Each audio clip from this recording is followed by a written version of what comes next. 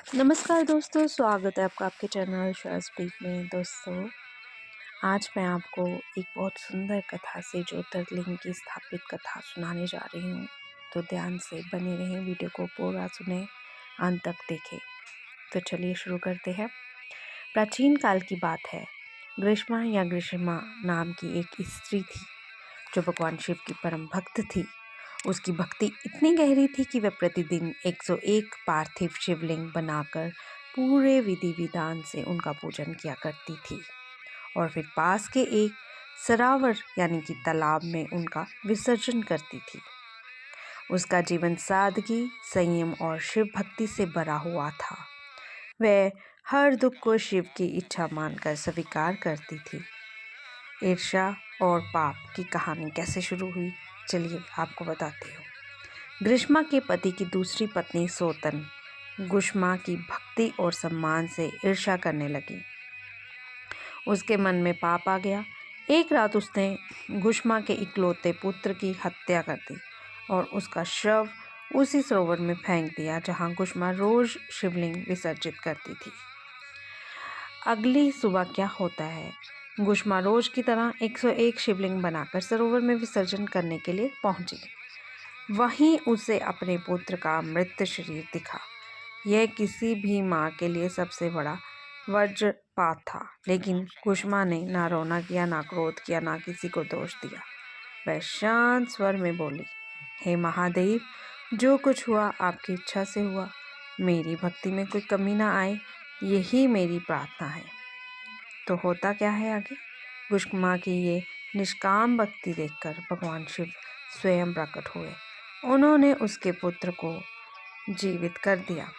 सोतन को दंड देना चाहा, लेकिन गुष्मा ने शिव से विनती की, प्रभु इसे क्षमा कर दीजिए। यही क्षमा गुष्मा की भक्ति की पराकाष्ठा थी।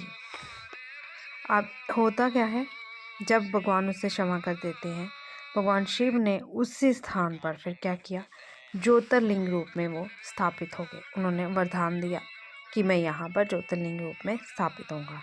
क्योंकि ये लीला गुष्मा से जुड़ी थी, इसलिए शिव ग्रीनेश्वर या गुस्नेश्वर कहलाएंगे।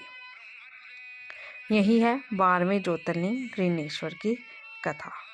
ग्रीनेश्वर ज्योतिर्लिंग कहाँ स्थित है, तो चलिए सुनिए। स्थान है वेरूल, यानी कि वेरूल जिला औरंगाबाद, छत्रपति संभाजी नगर, महाराष्ट्र में। पास में एलोरा की गुफाएं भी हैं। यात्रा की सुविधाएं क्या है यहाँ पर? आप 3 प्रकार से जा सकते हैं, हवाई मार्ग, रेल मार्ग और सड़क मार्ग। यदि आप हवाई मार्ग चुनते हैं तो नज़दीकी एयरपोर्ट औरंगाबाद एयरपोर्ट है। दूरी लगभग 30 किलोमीटर। टैक्सी कैब उपलब्ध है। रेलवे मार्ग में औरंगाबाद रेलवे स्टेशन से मंदिर लगभग 18 किलोमीटर की दूरी पे ऑटो, टैक्सी, बस भी उपलब्ध है। सड़क मार्ग पर आइए यदि आप, तो मुंबई, पुणे, नासिक से नियमित सरकारी व निजी बसें सड़क मार्ग बहुत अच्छी सुविधा प्राप्त करती हैं। दर्शन का समय यानी कि दर्शन टाइमिंग सुबह 5:30 से 9 बजे तक है। मंगला आरती प्रातः होती है। सोमवार और महाशिवरात्रि पर विशेष भीड़ का दिखने को दृश्य मिलता है। यहाँ स्पर्श दर्शन यानी कि टच दर्शन की अनुमति है, जो बहुत कम ज्योतिर्लिंगों में मिलता है। ठहरने की सुविधा क्या है? मंदिर ट्रस्ट की धर्मशालाएं औरंगाबाद में बजट से लेकर अच्छे होटल, एलोरा क्षेत्र में गेस्ट हाउसेस भी हैं। और विशेष मान्यता ऐसी है कि संतान सुख की प्राप्ति, पारिवारिक कला से मुक्ति, निष्काम भक्ति का फल, शिव कृपा से जीवन में शांति आना। दोस्तों, यदि आप भी किसी इस प्रकार की परेशानी से जूझ रहे हैं, संतान सुख नहीं है या पारिवारिक कलह है, निष्काम भक्ति है, तो यहाँ तो भगवान शिव स्वयं विराजमान है। आप जाइए, उनसे अपनी प्रार्थना उनके चरणों में रखिए, तो भगवान आपको वरदान देंगे, आपकी सारी परेशानियों को दूर करेंगे।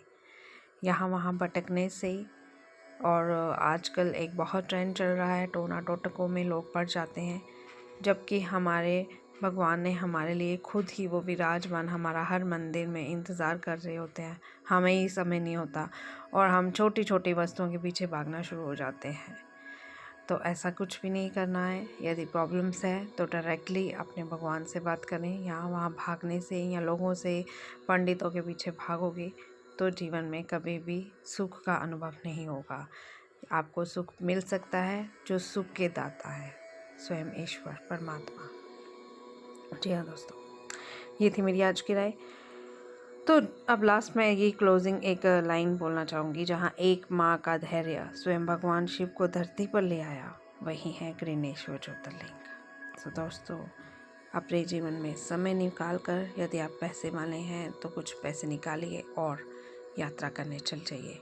और उससे भी अगर आप की आयु 40 से शुरू होती है, 40-50 के बीच में है, तो प्लीज़ कर लीजिए। वक्त का कोई भरोसा नहीं, बन के पानी बह जाए, क्योंकि ये वो वक्त है, ये वो एज है जहाँ पर आप चल सकते हो। 50-60 में निकलोगे, बोलोगे कि बच्चों की शादियाँ करके फ्री होके निकलता हूँ, सारी जिम्मेदारियाँ निभा के निकलता हूँ, तो ऐसा कोई समय नहीं होता। जिम्मेदारियाँ इंसान के जीवन में कभी ख़त्म नहीं होती। तो जिस तरह से बाकी कार्य करते हो, ये कार्य करने में भी सोचना नहीं है, तनिक भी क्षण नहीं लगाना और निकल जाना है, ताकि जितना जल्दी आप भगवान से मिलने की प्रयास करोगे, भगवान आपको स्वयं मिलेंगे। ये मेरी राय है। सो दोस्तों, कहीं नहीं है जाना, वापस फिर है आना आपको आपके चैनल शो स्पीक में। यहाँ पर आपको हर प्रकार के रिलीजियस स्टोरी, शक्ति पीठास, ज्योतिर्लिंगी कथाएँ और मॉरल स्टोरीज से रिलेटेड टू लाइफ, आपको सब यहाँ पर मिलेगा। Don't go anywhere and don't forget to subscribe Shall Speak for the latest update. Now click the button subscribe for the new updates। फिर मिलूंगी नए सोच नए विचार